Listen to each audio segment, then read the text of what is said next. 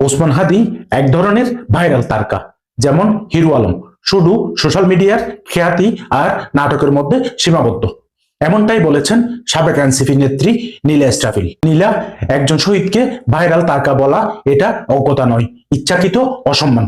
এই বক্তব্য শুধু দায়িত্ব জ্ঞানহীন না, এটা ভয়ঙ্করভাবে আপত্তিকর। ওসমান হাদি কোনো ভাইরাল তারকা নন, তিনি শহীদ, তিনি আর বেঁচে নেই। তিনি নিজের জীবন দিয়ে একটি আদর্শ রেখে গেছেন সবার জন্য।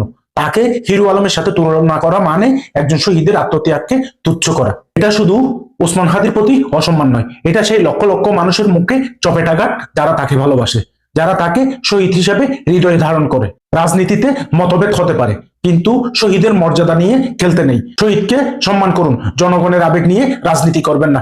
জনগণের আবেগ নিয়ে রাজনীতি করলে জনগণ আপনাকে কি করবে আপনি সেটা দেখতে পারবেন।